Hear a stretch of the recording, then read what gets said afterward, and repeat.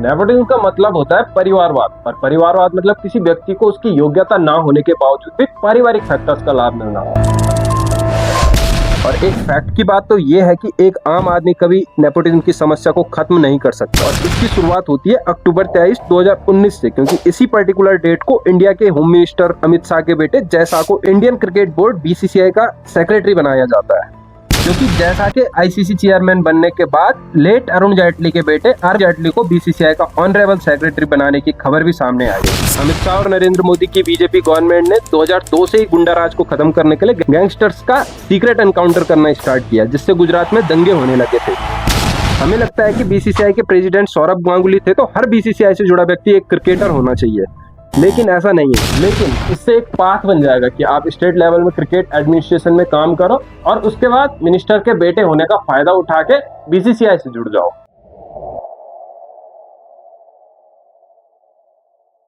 नमस्ते। नेपोटिज्म का मतलब होता है परिवारवाद, और परिवारवाद मतलब किसी व्यक्ति को उसकी योग्यता ना होने के बावजूद भी पारिवारिक फैक्टर्स का लाभ मिलना। और ये जो नेपोटिज्म की समस्या है, ये सदियों से चलती आ रही है, और ये नेपोटिज्म की समस्या पहले राजा महाराजाओं के जमाने में भी थी और अब भी है। और सिर्फ इंडिया में ही नहीं, USA, यूनाइटेड किंगडम, चाइना, रसिया और ब्राजील जैसे कई देशों में नेपोटिज्म है। और एक फैक्ट की बात तो ये है कि एक आम आदमी कभी नेपोटिज्म की समस्या को खत्म नहीं कर सकता। जैसा कि मैंने बताया, वैसे तो नेपोटिज्म लगभग पूरे वर्ल्ड में है, लेकिन हम बात करेंगे इंडिया में नेपोटिज्म की। और इंडिया में सबसे ज्यादा खेले जाने वाले खेल क्रिकेट में नेपोटिज्म की। वैसे तो क्रिकेट के प्लेयर्स में हमें कुछ ज्यादा नेपोटिज्म देखने को नहीं मिलता है, लेकिन बीते कुछ टाइम से इंडियन क्रिकेट में पॉलिटिक्स जुड़ी है, और इसकी शुरुआत होती है अक्टूबर 23, 2019 से, क्योंकि इसी पर्टिकुलर डेट को इंडिया के होम मिनिस्टर अमित शाह के बेटे जय शाह को इंडियन क्रिकेट बोर्ड BCCI का सेक्रेटरी बनाया जाता है।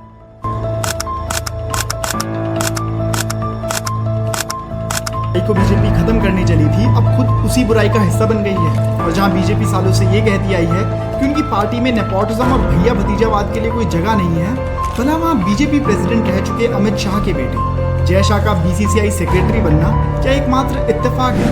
BCCI सचिव जय शाह ICC की मुख्य कार्यकारी कमेटी में शामिल हुए। BCCI के प्रतिनिधि के तौर पर कमेटी में रहेंगे। का स्वागत है। भारतीय क्रिकेट कंट्रोल बोर्ड BCCI के सचिव जय शाह की कुर्सी खतरे में नजर आ रही है। हाल ही में हुई काउंसिल बैठकों में सचिव जय शाह के हिस्सा लेने पर सवाल उठाते हुए CAG की प्रतिनिधि अलका रेहानी भारद्वाज ने उनके कार्यकाल पर सवाल उठाए हैं। भारद्वाज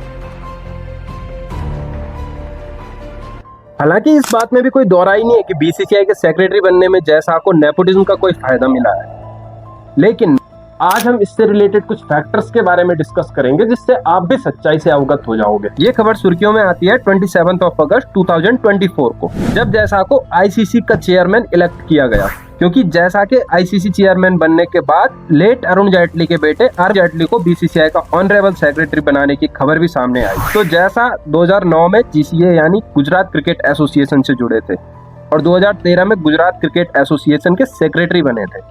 क्योंकि वो गृह मंत्री अमित शाह के बेटे थे, तो एक नजर गृह मंत्री अमित शाह के पॉलिटिकल करियर पे भी डाल देते हैं। अमित शाह का जन्म 21 अक्टूबर 1964 में गुजरात के सूरत शहर में हुआ था। गुजरात यूनिवर्सिटी से मास्टर्स ऑफ कॉमर्स करने के बाद 1987 में वो बीजेपी से जुड़े थे। उन्होंने और प्रधानमंत्री मोदी ने अच्छे बॉन्ड के साथ गुजरात में बीजेपी की एक मजबूत नींव बनाई थी, जिसके चलते 2001 में नरेंद्र मोदी ने गुजरात में CM का चुनाव जीत लिया, और अमित शाह तत्कालीन गृह मंत्री गुजरात के बने थे। अमित शाह और नरेंद्र मोदी की बीजेपी गवर्नमेंट ने 2002 से ही गुंडा राज को खत्म करने के लिए गैंगस्टर्स का सीक्रेट एनकाउंटर करना स्टार्ट किया, जिससे गुजरात में दंगे होने लगे थे।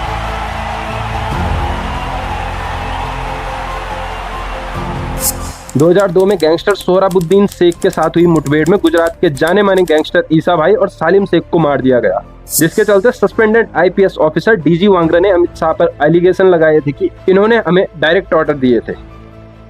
2010 में अमित शाह ने इसी केस के चलते सरेंडर कर दिया, और उन्हें इसके चलते 3 महीने जेल भी जाना पड़ा, लेकिन CBI कोर्ट ने उन्हें बरी कर दिया, क्योंकि उनके खिलाफ कोई एविडेंस उन्हें नहीं मिला। कहने का मतलब यह है कि PM मोदी और अमित शाह पहले से ही एक्शन पे विश्वास करने वाले थे, जिसके चलते उन्होंने गैंगस्टर के टेरर से गुजरात को मुक्त कर दिया।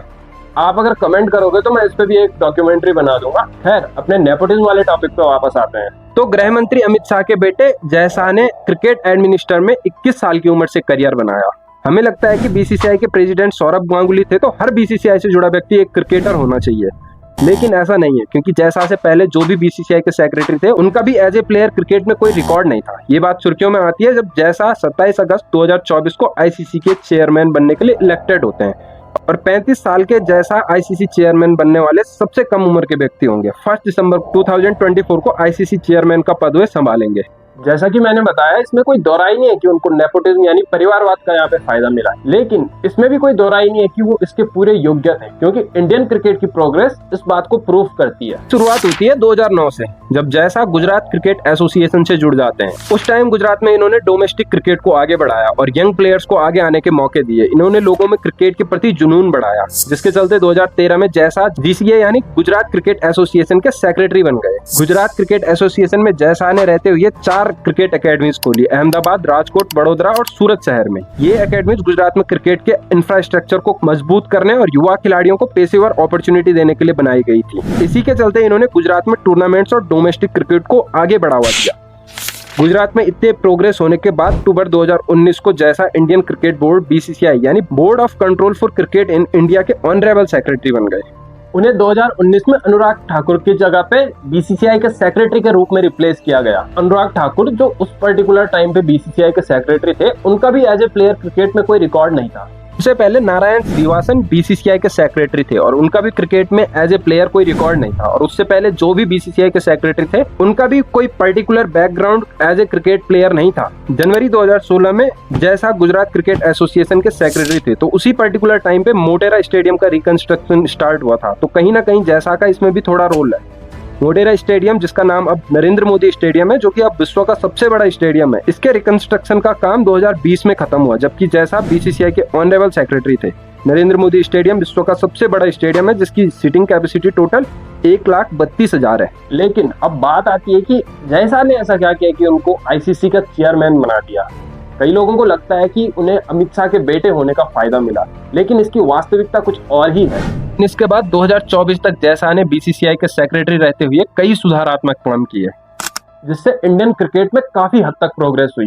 उन्होंने जो इंडियन क्रिकेट में सुधार किए, उनमें पहला है नरेंद्र मोदी स्टेडियम को बनाना। नरेंद्र मोदी स्टेडियम का पुनर्निर्माण, जो कि विश्व का सबसे बड़ा क्रिकेट स्टेडियम है। दूसरा है एनसीए यानी नेशनल क्रिकेट एकेडमी का विस्तार। बीसीसीआई ने कई शहरों में एनसीए यानी नेशनल क्रिकेट एकेडमी के सुधार और विस्तार पे ध्यान दिया। यंग प्लेयर्स को इसका काफी फायदा हुआ, क्योंकि इन्हें इससे अच्छी टेक्नोलॉजीज के साथ बेस्ट ट्रेनिंग दी गई। तीसरा है stadiums and fields infrastructure. India के डिफरेंट शहरों में पुराने स्टेडियम्स को रिपेयर किया, ताकि जो दर्शक इनमें आते हैं उनको एक अच्छी सुविधा प्रोवाइड की जा सके। चौथा है डिजिटल टेक्नोलॉजी इंप्रूवमेंट। मैचों की लाइव स्ट्रीमिंग और डिजिटल प्लेटफॉर्म्स को इम्प्रूव किया, ताकि व्यूअर्स को एक अच्छा एक्सपीरियंस इसका मिल सके।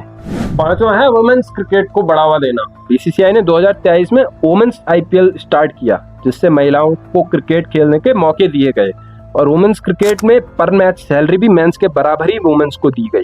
छठा है 2023 वर्ल्ड कप सक्सेसफुली होस्टिंग। 2023 में जयशाह ने बीसीसीआई के सेक्रेटरी रहते हुए ICC event ODI world cup को सक्सेसफुली होस्ट किया, जिसके चलते इंडिया में गवर्नमेंट रेवेन्यू और टूरिज्म में काफी इंक्रीमेंट हुए। तो ये था 2009 से 2024 तक जयशाह का क्रिकेट एडमिनिस्ट्रेशन में सफर, जिसमें नेपोटिज्म ही नहीं बल्कि उनका खुद का डेडिकेशन भी था, जो उनको इस मुकाम तक लेके आया। क्योंकि इंडियन क्रिकेट में उन्होंने इतनी प्रोग्रेस करवाई, इसलिए आईसीसी के चेयरमैन बनने का उनसे अच्छा कोई दावेदार नहीं था। जयशाह 27 अगस्त 2024 को आईसीसी के चेयरमैन बनने के लिए इलेक्टेड हुए और 2024 दिसंबर से वो इस पद को संभालेंगे। इसी के साथ जयशाह के बारे में एक बहुत इंटरेस्टिंग बात है कि इनका किसी प्लेयर या किसी बीसीसीआई मेंबर के साथ कभी कोई मतभेद नहीं हुआ। कि एक बार ईशान किशन को सेंट्रल कॉन्ट्रैक्ट से बाहर करना उनके लिए काफी कंट्रोवर्शियल रहा, लेकिन बीसीसीआई का ये एक पर्टिकुलर कदम भी काफी पॉजिटिव बाकी प्लेयर्स के लिए रहा, क्योंकि कोच राहुल द्रविड़ ने रणजी ट्रॉफी, जो कि एक इंडिया का डोमेस्टिक क्रिकेट टूर्नामेंट है, उसे खेलने के लिए ईशान किशन को कहा था और ईशान किशन ने वो खेलने की जगह रेस्ट किया। तो जैसा कि मैंने कहा, ये तो थी जयशाह की बात, जिसमें नेपोटिज्म का कुछ ज्यादा बड़ा रोल नहीं है। लेकिन लेट अरुण जेटली के बेटे अरुण जेटली, जो कि बीसीसीआई के जॉइंट सेक्रेटरी अभी है, अगर उन्हें बीसीसीआई को ऑनरेबल सेक्रेटरी बनाया गया तो ये टोटली नेपोटिज्म होगा, जिससे कि इंडियन स्पोर्ट्स में पॉलिटिक्स जुड़ जाएगी। हालांकि जेटली भी डीडीसीए यानी दिल्ली क्रिकेट एसोसिएशन के चेयरमैन रह चुके हैं, लेकिन इससे एक पाथ बन जाएगा कि आप स्टेट लेवल में क्रिकेट एडमिनिस्ट्रेशन में काम करो और उसके बाद मिनिस्टर के बेटे होने का फायदा उठा के बीसीसीआई से जुड़ जाओ।